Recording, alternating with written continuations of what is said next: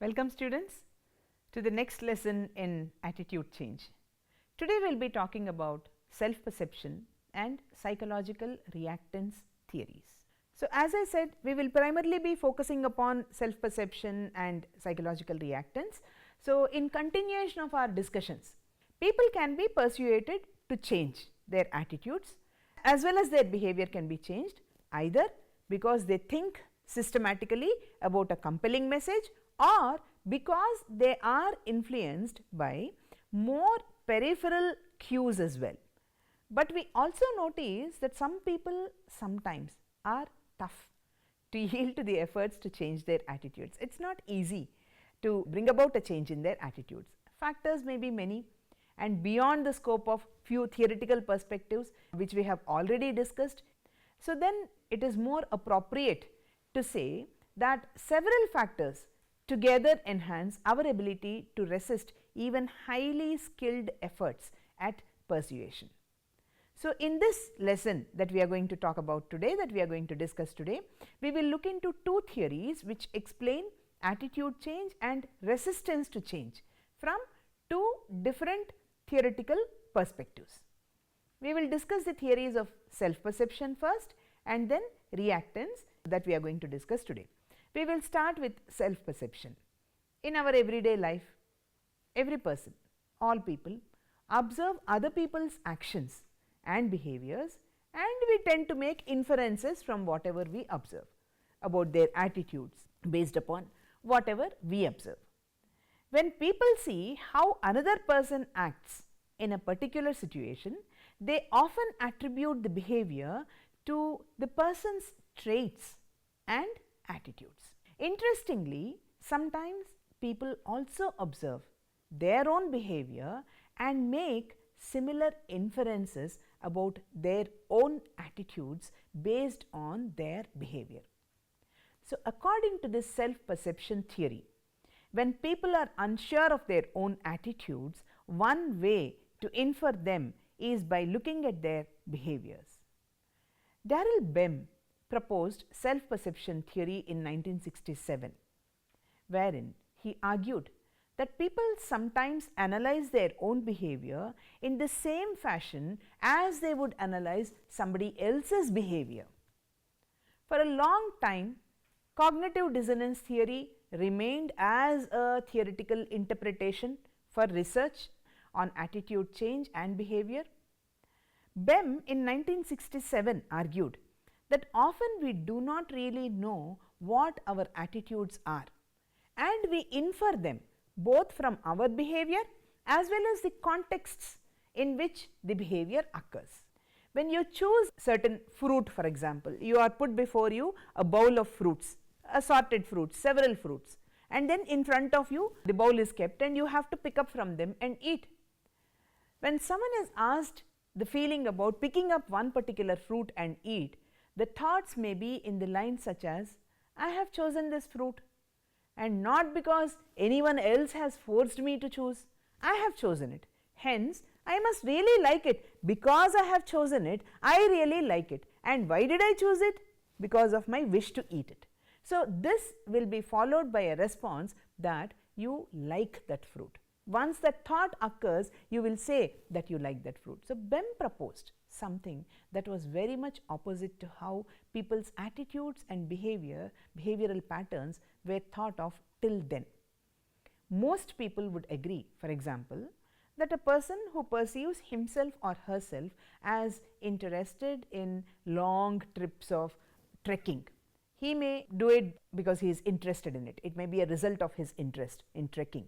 So what he does, he buys necessary equipment and go on long trekking trips. That is, the person's attitudes and self-perception influence his or her behavior. Bem, however, reversed this relation by suggesting that it is also possible that people understand their attitudes and interests because they have made inferences based on their behavior. Thus, this person who we said is interested in trekking could infer that he or she is interested in trekking on the basis of frequent trekking trips that he or she has with friends and spending lot of money on gadgets and equipment which are required for trekking. This can be applied to the attitude discrepant behavior in the experiment, where $1 is offered to the participant. Remember the experiment that we have talked about. To tell a stranger that the task was very enjoyable, he was given $1.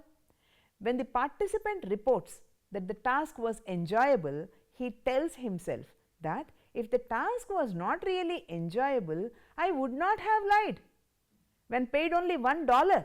That means for me, the task must have been really enjoyable. Otherwise, why would I lie? If he had been given $20 on the other hand, he would have said to himself that the reason that I told that it was enjoyable was because I got $20 to tell the lie and not because I really enjoyed it. Thus, both self-perception theory and dissonance theory believe that the more people are paid to say something, the less they believe it. But both theories propose the same for different reasons. You understand, students, understand this difference between dissonance theory and the present self-perception theory. The traditional view of dissonance theory says that attitudes are strong and enduring predispositions when people have to engage themselves in behavior which is counter to their attitude. There is an unpleasant state of tension, and this will be relieved by changing these strong attitudes. On the other hand, Bem's self-perception theory states that our expression of attitudes is through casual verbal statements. These statements are made after we observe our own behavior and the conditions under which our behavior has occurred. Many psychologists agree with both these versions. We cannot say, nobody strongly says that only one particular theory is important. They support both the versions. Now, let us look at self-perception theory and its relation to emotion. A similar explanation has been given for emotions as well by the theory by suggesting that people infer their emotions by observing their bodies and their behaviors. That means, in other words, people's emotions and other feelings come from such actions as your facial expressions, your posture, your level of arousal and behavioral patterns. In this way, feelings are consequences of behavior rather than the other way around. People are angry because they scowl and are happy because they smile. This is the self-perception effect. I hope you understood this. Now, I would like to give you a small activity. Since we have talked so much about self-perception and dissonance in the previous lesson, and now report a self-perception effect that you people have experienced. For example, imagine for a moment that your friend had a terrible day. However, he made previous plans to meet up with some friends for a small social gathering that evening. When he arrives, what does he do? He smiles and elicits warm, polite behavior. For most of us, our original feelings of irritability decrease after smiling and exhibiting happy behavior. Our behavior changes our attitude is what self-perception theory says. Please note, our behavior changes our attitude. This theory is well applied to attitude discrepant behavior. When there is inconsistency or hypocrisy, then between the attitudes, beliefs or behaviors, when people behave in counter-attitudinal manner, they have unpleasant state. That can be resolved only if they give up the existing attitude. So, Bem's self-perception theory states that our expressions of attitudes are nothing but casual verbal statements, as I have reported earlier as well. We observe the conditions under which our behavior occurs and then report our attitude. So, self-perception theory is more applicable in situations where people's attitudes are initially vague, ambiguous or weak. Then coming to the importance and implications of self-perception theory, because self-perception theory suggests that when people's internal awareness of their attitudes or emotions is weak or ambiguous, they can view themselves in much the same way. As an outside observer, it is possible to rely upon external cues or behavioral patterns to infer people's internal states. Even if people are generally self-aware, they cannot always be accurate about why they feel the same way they do. The self-perception effect allows people to gather important cues from their external environment and apply them to understand what attitudes or emotions they are experiencing internally. For example, this is my second plate of dosa. I must have been more hungry than I thought, or I have been fidgeting with my fingers for a long time in the meeting. Something must be troubling me. In both these examples, in both these cases, attitudes or emotions are inferred from our behavior. The self-perception effect also may have an important application when attitudes and behavioral patterns are incongruent or when behavior change is desired. For example, when it comes to the therapeutic situation, therapists working with individuals with alcohol addiction, they have reported the application of principles of self-perception theory in creating change among individuals who begin to consciously observe the amount they are drinking. They might infer from their behavior that they are tense or anxious, and then they do something about it other than drinking. Once they understand that they are tense because they are into de-addiction and they are consciously aware of it, they do something else rather than going towards the drink. Similarly, behavior change might inform individuals of their internal attitudes about drinking.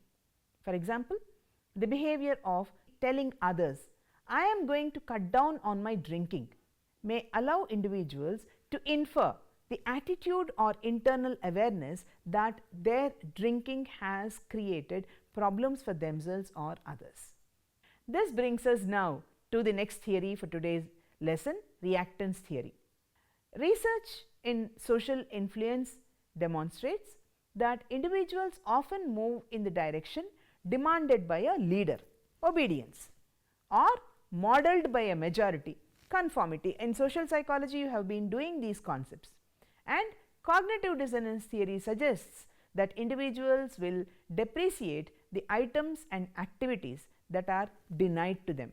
However, despite the allure or cognitive consistency and the power of the leader and also the majority, there are many cases in which people resist influence and even move in the opposite direction. It's like what we say, boomerang. You try to change their attitude, it boomerangs and comes back. So, in this context, American psychologist Jack Brem's theory of psychological reactance way back in 1966, and of course later in 1981 also he has written a lot about it. So, his theory of psychological reactance offers an explanation for this obstinate behavior among people and identifies the conditions under which individuals will be motivated to resist compliance. In 1966, Brem introduced his theory of reactance, which stated that people react strongly when freedom is being threatened. Reactance refers to protecting our personal freedom. Reactance is a negative reaction to efforts by others to reduce our freedom by getting us to believe or do what they want. This theory also states that the greater the threat for your freedom, towards your freedom, the stronger the resistance to it. When individuals perceive that the appeals to change their attitude are direct threats to their personal freedom or their image of being an independent person, they are strongly motivated to resist it. Research also indicates that in such situations, we do often change our attitudes and behavior in the opposite direction from what we are being urged or believed to do, we are forced to do. Indeed, when we are feeling reactance, strong arguments in favor of attitude change can increase opposition compared to moderate or weak arguments. This has been suggested by certain researchers. Being persuaded to buy a specific product in the grocery store, being forced to pay some fees, being prohibited from using a mobile phone at home, all these many of us know, and being instructed to perform work for the boss, all are examples of threats that some people perceive to their freedom to act as desired for different age groups in different contexts as well. This is where reactance comes into play. Reactance is an unpleasant motivational arousal that emerges when people experience a threat to or loss of their free behavior. It serves as a motivator to restore one's own freedom. The amount of reactance depends upon the importance of the threatened freedom and the perceived magnitude of that threat. Internal threats are self-imposed, threats arising from choosing specific alternatives and rejecting others. External threats, on the other hand, arise either from impersonal situations, situational factors that create a barrier to an individual's freedom, or from social influence attempts targeting a specific individual, according to Brehm. The unpleasant motivational state of reactance results in behavioral and cognitive efforts to re-establish one's freedom, accompanied by the experience of emotion. People who are threatened usually feel uncomfortable, hostile, aggressive and angry. On the behavioral side, threatened people may exhibit the restricted behavior, direct, restoration, or may observe others performing a related behavioral pattern, which is indirect restoration. They may aggressively force the threatening person to remove the threat, or they may behave in a hostile and aggressive way just to let off the steam, which is considered aggression. On the cognitive side, people may derogate the source of threat, upgrade the restricted freedom, or downgrade the imposed option, which is the change in attractiveness. Now, this brings us to the next aspect, the motivation. Events that threaten or eliminate behavioral freedom create a motivational state, which is reactance, aimed at restoring the freedom or several aspects of freedom in question. The degree of reactance is determined by the importance of the threatened or eliminated freedom or aspects of freedom and the degree of threat. A threat or elimination of freedom results in an increase of attractiveness of the forbidden act, something which they are forced not to do, and the motivation to engage in that behavior. Hence, pressure to engage in a specific act may arouse reactance because this pressure threatens the individual's freedom to adopt other positions or engage in other behavioral patterns. The result will be an increase in the motivation to embrace the forbidden alternative. Let us take an example. Thomas Hammock and Brehm in 1966, they led children to believe that they could choose between a number of candy bars, and when the experimenter threatened the freedom to choose candy bar X, one particular type of candy bar, by stating that candy bar X should not be chosen, then children reacted by choosing that particular item. In another situation, the importance of the freedom to play with a particular toy was varied by pairing it up with similar types of toys of low importance or a different type of toy which is of high importance. The degree of threat to play with a specific toy was manipulated by placing it behind either a high barrier, high threat, or low barrier, which is low threat. The combination of high importance and high threat increased the likelihood of children choosing the toy behind the barrier. This was shown in the research done by Brehm and Weintraub. And Workel and Brehm in 1970 found that a target audience was more likely to adopt a forbidden position which is called boomerang effect, which we have talked about earlier today in this lesson, when the communicator threatened their freedom by explicitly telling them that they could not adopt this position.